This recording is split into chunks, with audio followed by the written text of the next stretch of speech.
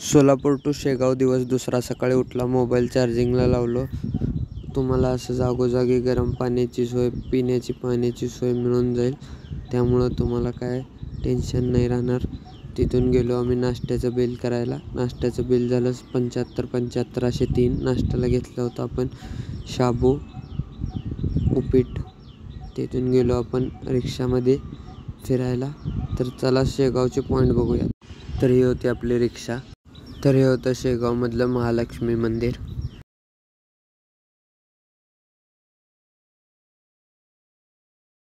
महालक्ष्मी मंदिरमध्ये आरती चालू होती.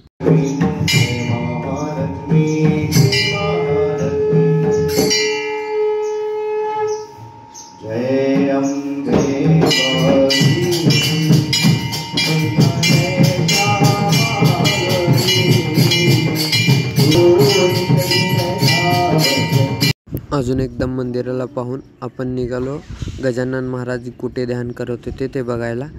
तिथं चप्पल सोडली आणि तिथं व्हिडिओ काढायचा अलाउड नव्हतं, तरी पण काढलं आहे. तुम्ही ते पॉज करून वाचू शकता. तर हे होतं शंकर महादेवाचं मंदिर शेगावमध्ये. आतमध्ये व्हिडिओ काढायचा अलाउड नसल्यामुळे मी तुम्हाला फक्त बाहेरचं व्ह्यू दाखवतो आहे.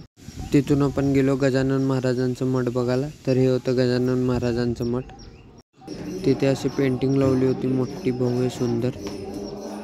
बघू शकता तुम्ही. तिथेही आरती चालू होती. तिथून आपण निघालो आनंदसागरला. तर ही होती आनंदसागरचं प्रवेशद्वार. आनंदसागरचं आतमधलं दृश्य आणि काही संतांची मूर्त्या. तुम्हाला ती मूर्त्या दिसतील, तुम्ही ते पॉज करून वाचू शकता.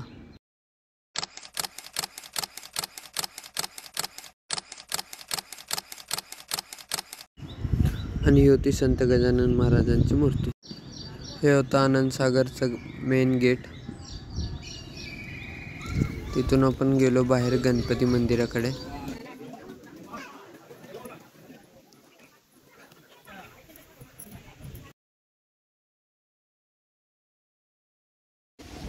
गणपती बाप्पा मोरया म्हणून एक प्रदक्षिणा घालून निघालो. मग आम्ही परत एकदा मंदिराला पाहिलं आणि निघालो आम्ही रिक्षामध्ये. तिथून आम्ही गेलो महाप्रसादाला. महाप्रसादाला फार गर्दी होती, तुम्ही बघू शकता. जागोजागी कूलर लावून ठेवले होते त्यांनी. तिथून आपला जेवायचा नंबर आला 3ऱ्या मजल्यावर. तर आपण वर चढून गेलो मग जेवायला. तर हे होतं महाप्रसादाचं ताट. महाप्रसाद घेऊन आपण निघालो बसमधनं रूमकडे. बस तुम्हाला निशुल्क मिळून जाईल. रूममध्ये गेल्यानंतर आम्ही केलं थोडं आराम, कारण फिरल्यामुळं खूप थकलो होतो. तिथून कपडे ते बदलून निघालो आपण कॉफी प्यायला. कॉफी पिऊन झाल्यावर आपण आपली रूम सोडली. भक्तनिवास 20वा 3rd फ्लोअरवर आपली रूम होती. निघालो आपण लगेज घेऊन बस स्टॉपकडे. तिथं थोडा वेळ वेट केल्यानंतर बस आली. मग आपण बसमधनं निघालो रेल्वे स्टेशनकडे. भूक लागली होती म्हणून आपण गेलो पाणीपुरी खायला. पाणीपुरी खाऊन झाल्यावर आपण आलो स्टेशनला. आपली ट्रेन लेट दाखवत असल्यामुळे आपण काही गेम खेळले स्टेशनवर.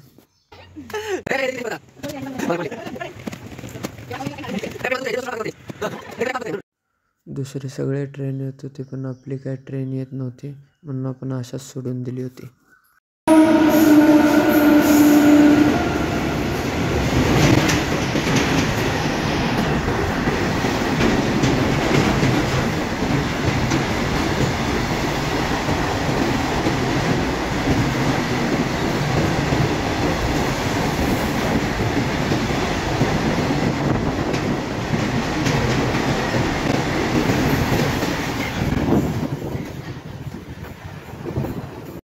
आपली ट्रेन होती 8 वाजता, पण 11 वाजले होते तरी ट्रेन आली नव्हती. मग आपण 12 वाजता शेंगदाणे खात बसलो टाईमपास.